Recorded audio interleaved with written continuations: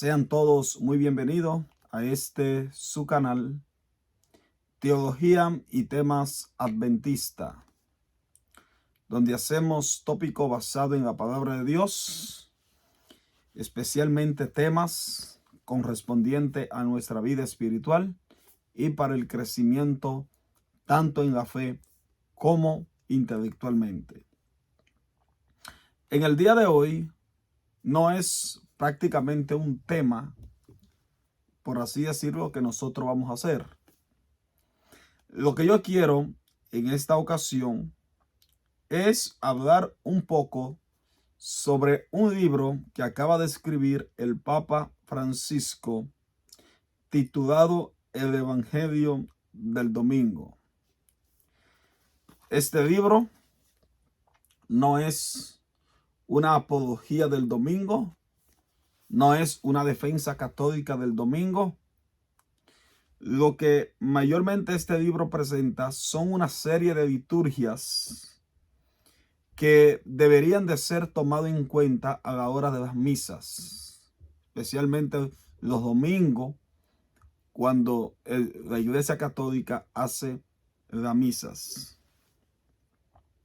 Ahora, yo comencé a escribir, a leer este libro, y en la parte introductoria hubo un párrafo que me llamó la atención. Pero antes de compartir con ustedes ese párrafo que me llamó la atención, quisiera en primer lugar leer un poco acerca de la bibliografía del Papa Francisco.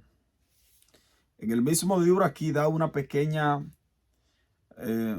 datos biográficos sobre quién es el Papa Francisco. Y dice: Jorge Mario Bergoglio nació el 17 de diciembre de 1936 en Buenos Aires, Argentina, en el seno de una familia de inmigrantes. A los 21 años entró en la Compañía de Jesús y en el año 1969 recibió la ordenación pastoral. Así que fíjense que en la misma bibliografía que da el libro, dice que el Papa Francisco a los 21 años ingresó a la Compañía de los Jesuitas. Ahora la pregunta es, ¿quiénes son los jesuitas? Voy a hacer un pequeño recuento histórico. La Compañía de Jesús fue fundada en el año 1540 por un individuo llamado San Ignacio de Loyola.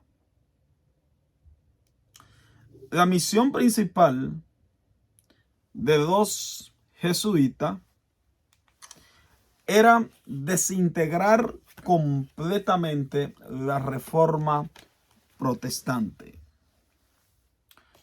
Durante los 1260 años, nunca faltaron testigos por parte de Dios en relación a la verdad.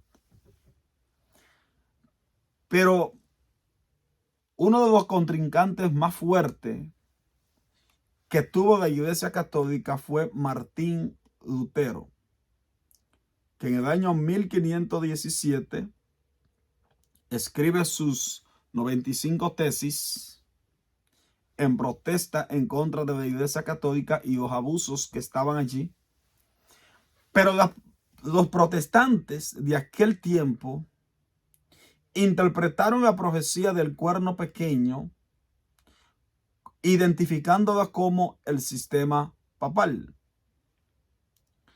Y la Reforma Protestante utilizó el método histórico, el método historicista.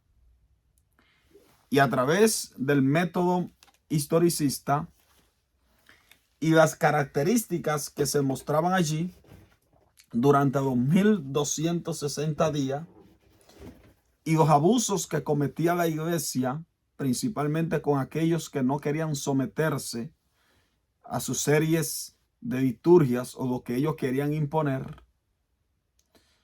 Entonces se levanta lo que se le conoce como la Reforma Protestante y la Iglesia Católica comienza a perseguir a estos protestantes. Ahora, cuando Martín Lutero clava las 95 tesis y comienza a interpretar las profecías de Daniel con el método historicista, sacude a la Iglesia Católica de tal modo que muchas personas decidieron abandonar el sistema católico. Ahora, la Iglesia Católica no iba a quedarse como brazos cruzados. Ellos también tenían que contrarrestar la reforma y por eso a los jesuitas se les llaman también los contrarreformas, porque se fueron en contra de la reforma y comenzaron a refutar lo que la Reforma Protestante había escrito. Ahora sucede el caso que se levantan dos teólogos jesuitas después, que ya en 1540 San Ignacio de Loyola instaura a los jesuitas, que en realidad no era una orden religiosa, sino una orden militar, porque los jesuitas tienen entrenamientos militares, y no simplemente eso, sino que también los jesuitas son personas sumamente educadas, son personas con un coeficiente intelectual bastante alto. No es todo el mundo. No todo aquel que es católico, ni todo aquel que es sacerdote o forma parte de la Iglesia Católica puede ser jesuita. Los jesuitas son personas que en realidad tienen un alto grado de coeficiente intelectual. Tienen una universidad especial que se le conoce como la Universidad Gregoriana, que es la universidad donde por excelencia forman educativamente a los jesuitas. Son personas sumamente estudiosas. Ahora bien, los jesuitas introducen dos métodos de interpretación profético. Número uno, tenemos el preterismo y en segundo lugar tenemos el futurismo. Estos dos métodos fueron desarrollados por Luis de Alcázar y también por Francisco Rivero. El método preterista enseñaba que todas las profecías del libro de Daniel se habían escrito, se habían cumplido con un personaje, especialmente el cuerno pequeño, llamado Antíoco Epífanes. Mientras que el método futurista entendía que el cuerno pequeño iba a ser un anticristo que se va a levantar en el tiempo del fin, va a reconstruir un templo, etc. Como resultado del método futurista, se introducen otras doctrinas también creadas por los jesuitas, conocidas como el rapto secreto. Ahora bien, los jesuitas, ustedes pueden leer eso en internet, tienen una gran influencia en el mundo y particularmente en América Latina en el sistema educativo. Por ejemplo, yo puedo decirle en base a República Dominicana, muchas de las universidades más poderosas que tenemos en República Dominicana y en el mundo son católicas, son de los jesuitas. Por ejemplo, en un municipio que le llaman Dajabón, está uno de los institutos más conocidos, que se le conoce como el Instituto de Loyola, de San Ignacio de Loyola, quien fue aquel individuo que se levantó y organizó la Compañía de Jesús o los jesuitas. Los jesuitas tienen una gran influencia en la educación del mundo, principalmente en América Latina. Así que no son todas las cosas, los jesuitas no es toda cosa, son personas sumamente intelectuales. Ahora, cuando yo comencé a leer el libro en la parte introductoria, fíjense cómo empieza el libro. La Eucaristía es el corazón de la iglesia.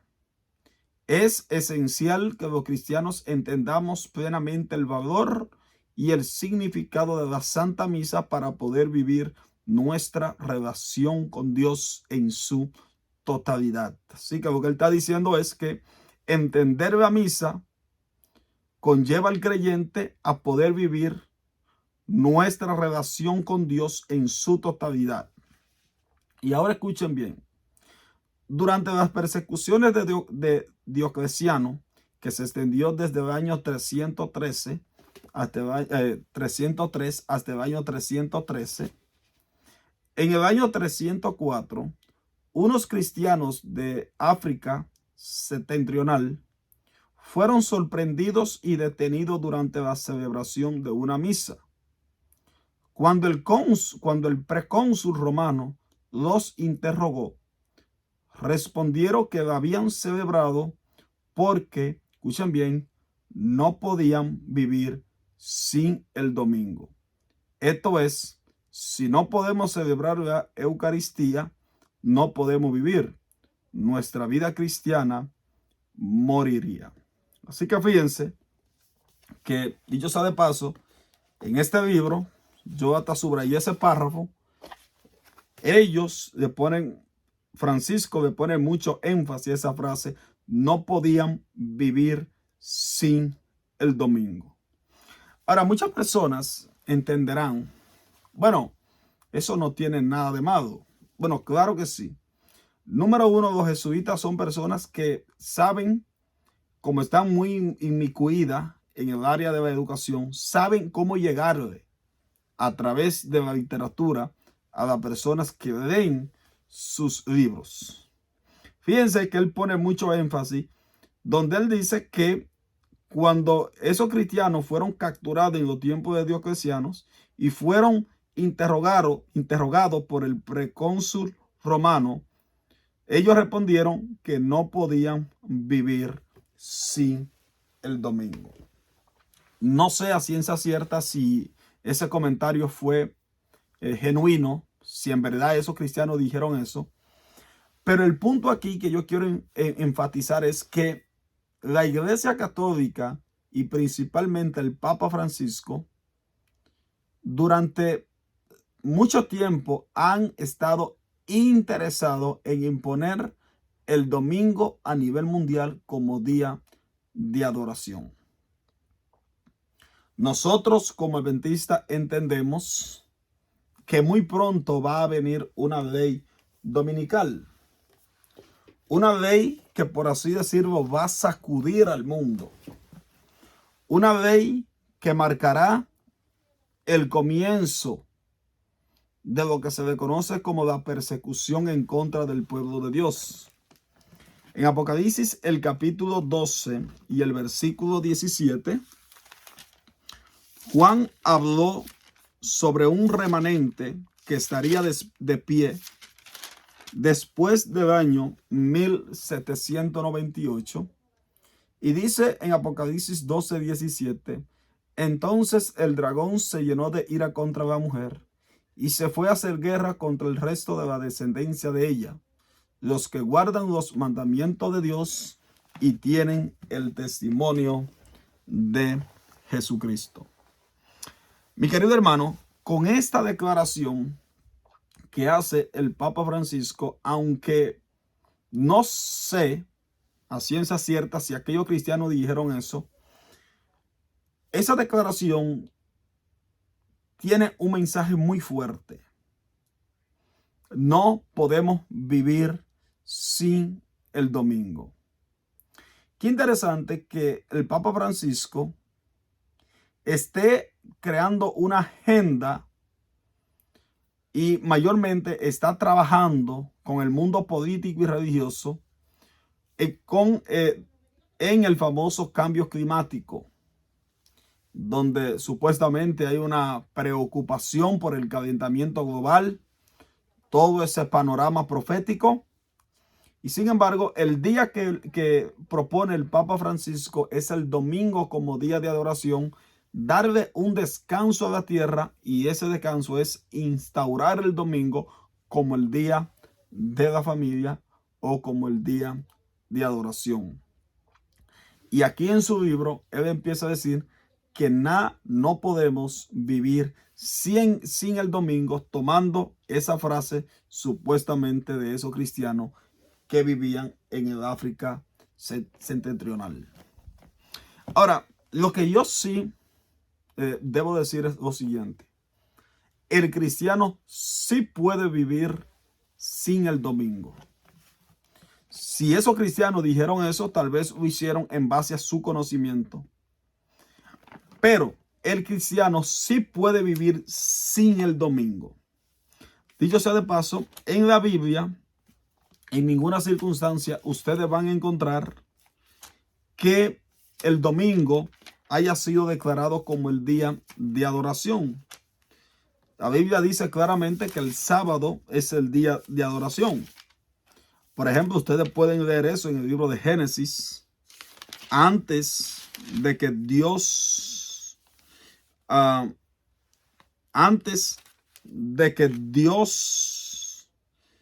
hablara, o antes de que Dios creara el hombre, ya se había dicho sobre el sábado como día de reposo. Ahora, en el libro de Marcos, en el capítulo 2, ustedes pueden leer esa declaración donde dice Marcos en el capítulo 2 y principalmente en el versículo 27 y 28. También les dijo: el día de reposo fue hecho por causa del hombre y no el hombre por causa del día de reposo. Por tanto, el Hijo del Hombre es Señor aún del día de reposo. Fíjense que la Biblia sí dice que el sábado fue hecho por causa del hombre y no el hombre por causa del sábado. Es decir, el hombre no puede vivir plena y felizmente sin el día de reposo, sin el sábado, pero sí puede vivir sin el domingo. Hay una diferencia hay una diferencia del cielo a la tierra. Mientras la Iglesia Católica, principalmente el Papa Francisco, enseña o trata de decir allí, tomando esa frase de aquellos cristianos, no podemos vivir sin el domingo. Lo más interesante es que la Biblia dice que es el sábado el que fue hecho para el hombre y no el domingo. Por lo tanto, esos cristianos, si hubieran estudiado debidamente su Biblia, hubieran dicho: no podemos vivir sin el sábado, porque el sábado fue el día que Dios hizo para el hombre y no tiene nada que ver con el domingo.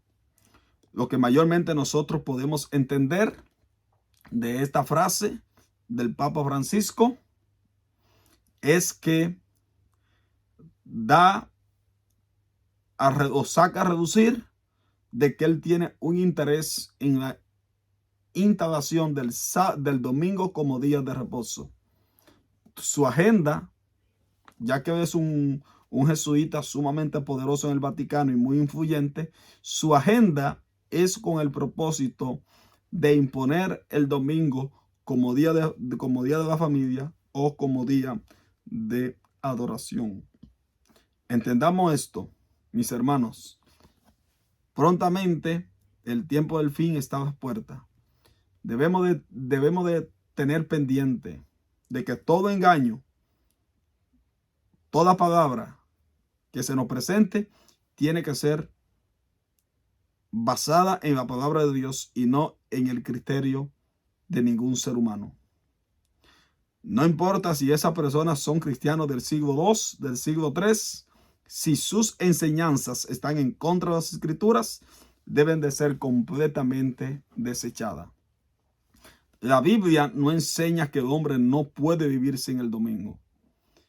El sábado fue el día que Dios creó para el hombre y no el domingo como día de adoración. La enseñanza del sábado se remota tanto en el Antiguo como en el Nuevo Testamento. Cuando Dios creó al hombre, le dio el sábado como día de adoración.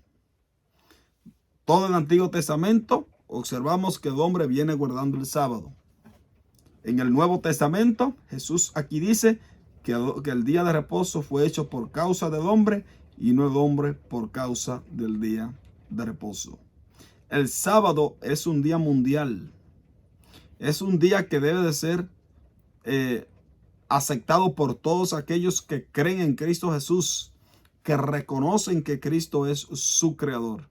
Es el único día que reconoce a Dios como su creador. En Éxodo del capítulo 20, empezando en el versículo 8, acuérdate del día sábado para santificarlo. Y luego Dios dice, porque en 6 días hizo Jehová los cielos y la tierra y reposó el séptimo día. Teniendo esto en mente, el sábado es el día que Dios hizo. Ningún cristiano puede decir que no puede vivir sin el domingo, porque el día que fue creado para la humanidad fue el sábado como día de reposo. Entendamos esto, que Dios nos ayude. Y como dice en el libro de Isaías, en el capítulo 13, donde dice la palabra de Dios, he aquí el día de Jehová viene terrible y de indignación y de ardor de ira, para convertir la tierra en soledad, Israel de ella a sus pecadores, por lo cual las estrellas de los cielos y su lucero no darán su luz, y el sol se oscurecerá al nacer, y la luna no dará su resplandor. Y en el versículo 11, y castigaré al mundo por su maldad, y a los impíos por su iniquidad. Todo aquel que enseñe cosa contraria a lo que la Biblia dice, se convierte en pecador. Dios viene a castigar al mundo por su pecado, viene a raer de la tierra a todos aquellos que estén en contra de su santa y divina voluntad. Que cuando venga este día, el día ardiente de Jehová y terrible, puede encontrarnos preparados, enseñando lo que es correcto delante de sus ojos y sobre todo entendiendo que bajo ninguna circunstancia Dios pasará por inocente a aquellos que tomen su palabra, la traten de tergiversar con el propósito de enseñar cosas perversas. El Señor está a la puerta. Entendamos su llamado. El ser humano fue hecho para adorar a Dios en el día sábado. Todo cristiano puede vivir sin el domingo, pero no puede vivir sin el sábado, porque el sábado es el día de reposo. Dios te bendiga y que podamos entender de que cada error que se nos vaya a presentar debe de ser sustentado por las Escrituras. Cada enseñanza, no importa de la iglesia que sea, si no está basada en la palabra de Dios, debe de ser completamente refutada. Y sobre todo, si no está basado en un escrito está, es posible que no venga de Dios, sino de otra persona. Entendamos esto y que el Señor nos bendiga.